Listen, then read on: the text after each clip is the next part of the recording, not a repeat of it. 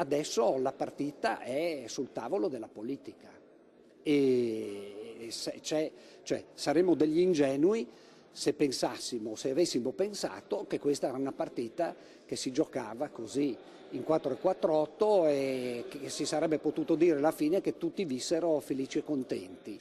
Ottimismo ma anche coscienza delle difficoltà di un cammino che si sapeva non facile, tante le reazioni al termine della seduta della consulta per l'autonomia del Veneto. Soddisfatta la presidente dell'ANCI regionale Maria Rosa Pavanello, che ha apprezzato soprattutto le parole del presidente Zaia sul coinvolgimento dei territori nell'attuazione dell'autonomia.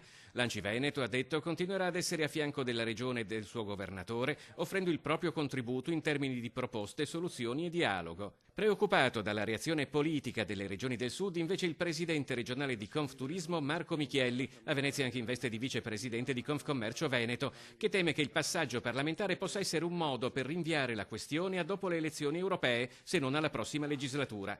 E a Camera e Senato chiede tempi celeri il presidente regionale di Confindustria Matteo Zoppas. L'autonomia può essere un vero strumento di spending review, ha detto, trovando con tutte le regioni un accordo che non penalizzi lo status quo e definendo criteri e soluzioni di cui alla lunga beneficeremo tutti.